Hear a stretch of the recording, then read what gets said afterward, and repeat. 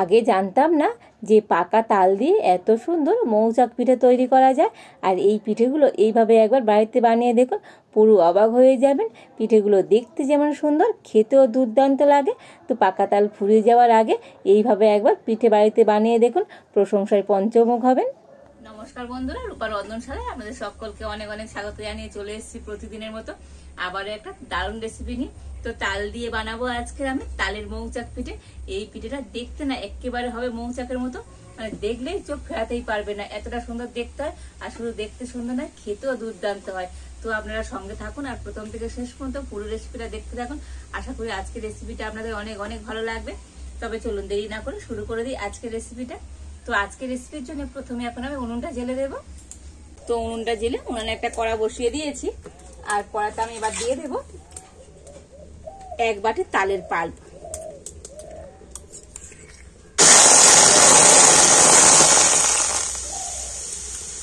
দিয়ে দেবো অল্প একটু সামান্য পরিমাণ লবণ।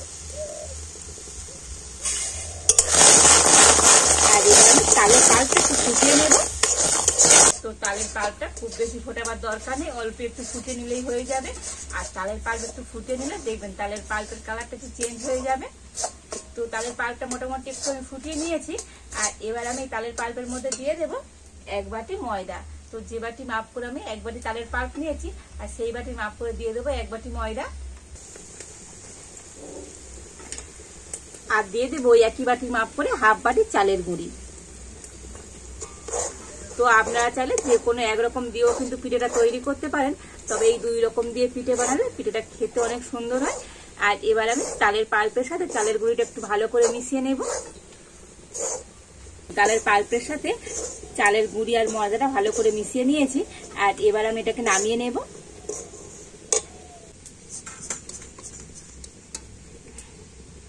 আর এবার আমি এই মিশ্রণটা একটু ঢাকা দিয়ে রেখে দেব। এবার আমি পিঠের জন্য পিঠের পুর তৈরি করে নেব। তার জন্য এখানে একটা নারকেল আমি আগে থেকে কুড়িয়ে রেখে দিয়েছিলাম, আর এই নারকেলটা কড়াতে দিয়ে দিচ্ছি।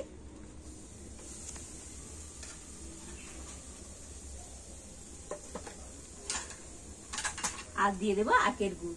তো এখানে আমি হাফ বাটি আখের গুড় নিয়েছি, দিয়ে দিচ্ছি।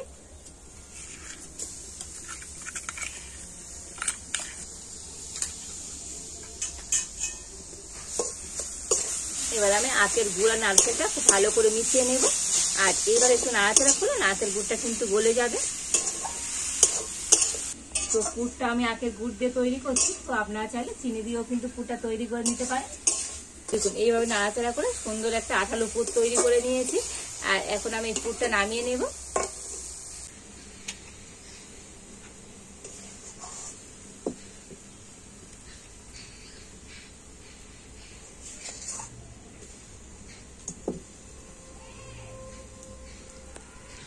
আর এবার আমি মিশ্রণটা থেকে ঢাকাটা খুলে নেব।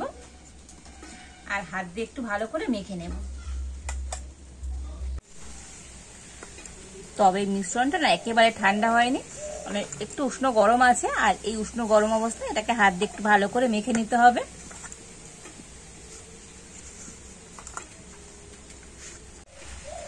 তো দেখুন ডোটা কিন্তু খুব সুন্দর করে মেখে নিয়েছি। আর একটু টাইট করে মাখতে হবে। দেখুন দেখেছেন তো কতটা টাইট আছে, এইভাবে একটু টাইট করে মেখে নিতে হবে।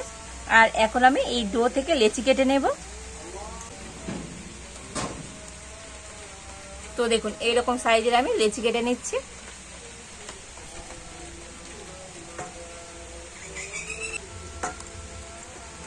তো দেখুন এই সব কটা লেচি আমি কেটে নিয়েছি। আর এবার আমি একটা করে লেচি নিয়ে হাতে সুন্দর করে গোল করে নেব। তো দেখুন হাত দিয়ে খুব সুন্দর করে গোল করে নিয়েছি। আর এবার আমি একটা বাটি মতো তৈরি করে নেব।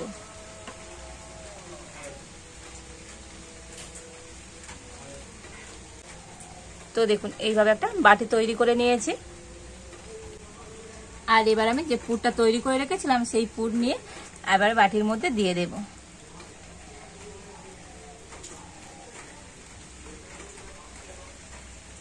আর এবার আমি মুখটাকে ভালো করে বন্ধ করে দেব। তো পুরটা এমন ভাবে দিতে হবে যেন মুখটা এইভাবে মোড়া যায়।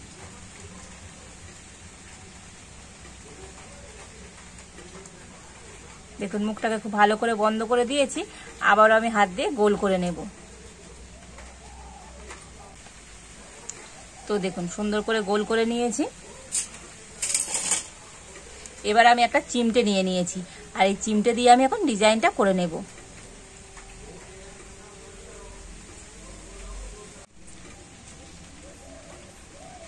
তো এবার চিমটে দিয়ে তো এইভাবে করে নিতে হবে।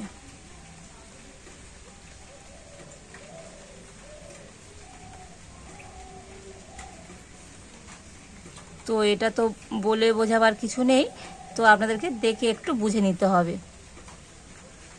তো মানে এইরকম একটা চিমটে থাকলে তো এইরকম সুন্দর মৌচাক পিঠেটা আপনারা বাড়িতে খুব সহজেই তৈরি করে নিতে পারবেন।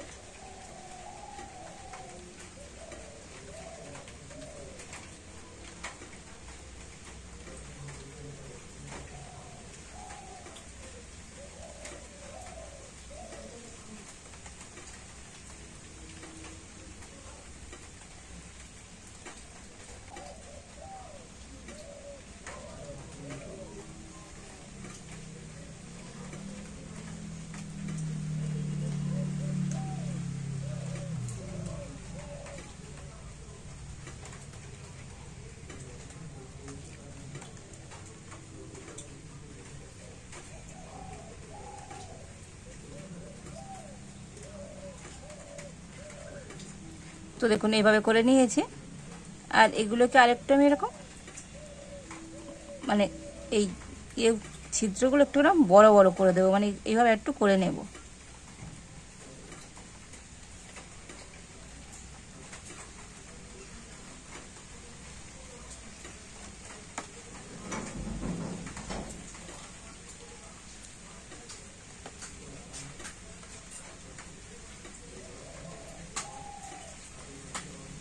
তো দেখুন এইভাবে করে নিয়েছি, আর এগুলো দেখতে কতটা সুন্দর হয়েছে দেখুন। পিঠেটা দেখেই মনে হচ্ছে না মৌচাক, মানে মৌচাকের মতো হয়েছে, কত সুন্দর দেখতে হয়েছে দেখুন। তো অসম্ভব সুন্দর লাগছে আজকের এই মৌচাক পিঠেটা। তো পিঠেটা এখন আমি একটা প্লেটের মধ্যে রেখে দেব।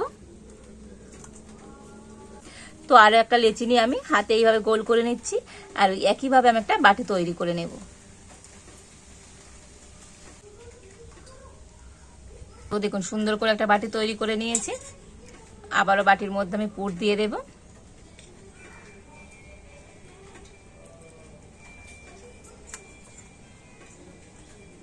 দিয়ে মুখটাকে আবার ভালো করে বন্ধ করে দেব।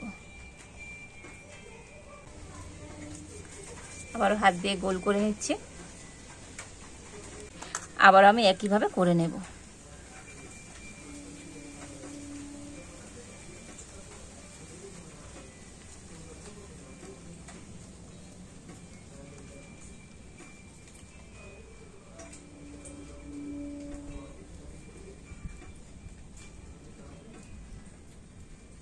তো এই পিঠেটা এমন কোনো কঠিন নয়, তো আপনারা একবার ভালো করে দেখলে, মানে একটু ভালো করে দেখলে এই পিঠেটা বাড়িতে খুব সহজেই বানিয়ে নিতে পারবেন।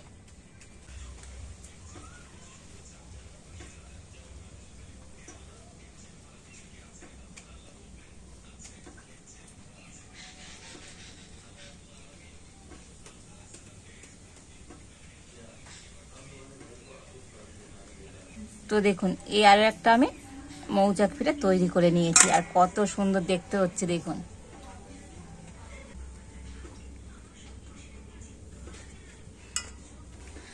আর এইভাবে আমি এখন সমস্ত তালের মৌচাক পিঠেগুলো তৈরি করে নেব। তো দেখুন এই সমস্ত মৌচাক পিঠেগুলো তৈরি করে নিয়েছি, আর কত সুন্দর দেখতে হয়েছে দেখুন বন্ধুরা আজকের এই মৌচাক পিঠেগুলো। তো অসম্ভব সুন্দর লাগছে দেখতে। আর এবার একটা এখানে আমি ছিদ্র করা থালা নিয়ে নিয়েছি, আর এই ছিদ্র করা থালার মধ্যে একটুখানি ঘি ভালো করে লাগিয়ে দিয়েছি। তো আমরা সাদা তেল কিংবা ঘি একটু ভালো করে লাগিয়ে দেবে। আর এবারে আমি এই মৌচাক পিঠেগুলো নিয়ে আর এই ছিদ্র করা থালার মধ্যে নিয়ে নেব। তো পিঠেগুলোকে একটু আমি এরকম গুছিয়ে গুছিয়ে নিয়ে নেব।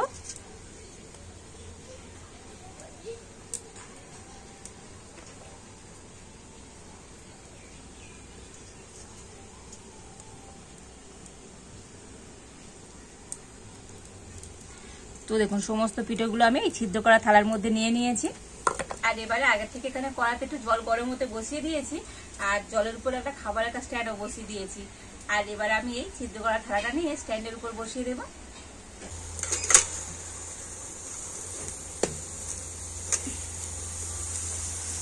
আর এবার আমি ঢাকা দিয়ে দেবো। আর এই মৌচাক পিঠেগুলো তো এখন আমি ভাপিয়ে নেব। আর এই পিঠেগুলো ভাপাতে খুব বেশি সময় লাগবে না, 10 মিনিট হলে হয়ে যাবে। তো 10 মিনিট পর আপনাদের দেখাবো আজকের এই মৌচাক পিঠেগুলো কেমন হয়েছে। তো পিঠেগুলোকে আমি 10 মিনিট ভাপিয়ে নিয়েছি। আর দেখুন আজকের মৌচাক পিঠেগুলো তো একেবারে রেডি হয়ে গিয়েছে। আর হাত দিয়েই বুঝতে পারবেন পিঠেগুলো আগের থেকে না একটু টাইট হয়ে যাবে আর কালারটাও চেঞ্জ হয়ে যাবে। তো এবার আমি পিঠেগুলো নামিয়ে নেব। আর এবার আমি পিঠেগুলোকে একটু ঠান্ডা করে নেব। এই পিঠেগুলোকে আমি একটু ঠান্ডা করে নিয়েছি। আর এখন আমি ছিদ্র করা থালা থেকে পিঠেগুলো তুলে নেব। আর পিঠেগুলো একটু ঠান্ডা করে নিলে তো ছিদ্র করা থালা থেকে খুব সুন্দর উঠে আসবে। আর দেখুন মানে ভাপানোর পর এই পিঠেগুলো যেন আরো সুন্দর দেখতে লাগছে। কতটা সুন্দর হয়েছে দেখুন আজকের এই মৌচাক পিঠেগুলো।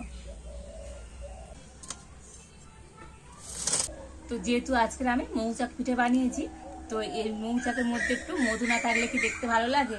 তো আমি এখানে একটু মধু নিয়ে নিয়েছি। আর এখন আমি এই মধুটা পিঠের উপরে দিয়ে দেবো। তো আপনারা পিঠেটা এইভাবেও খেতে পারেন। আর একটু মধু দিয়ে খেয়ে দেখবেন পিঠেটা আরো সুন্দর লাগবে খেতে। আর একটু করে মধু নিয়ে তো এই পিঠের উপর আমি দিয়ে দেব।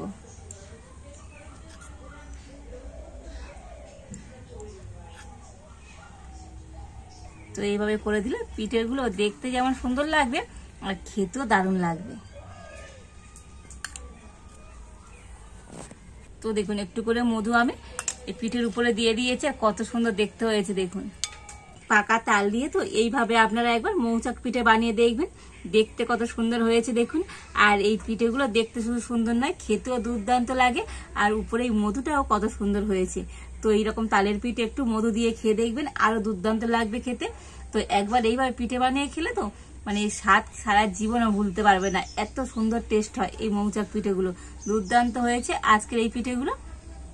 আর দেখেই বুঝতে পারছেন কতটা লোভনীয় হয়েছে আজকের এই মৌচাক পিঠেটা, অসম্ভব সুন্দর হয়েছে।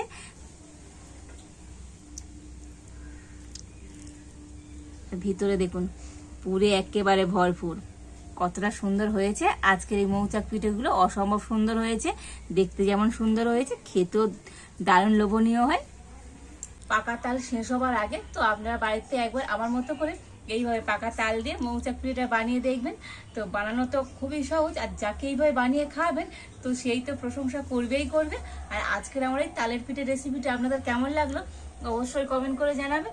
ভালো লাগলে লাইক শেয়ার সাবস্ক্রাইব করবেন। আজ এই পর্যন্ত, আপনারা ভালো থাকুন, সুস্থ থাকুন। দেখা হচ্ছে নতুন কোনো একটা রেসিপি নিয়ে।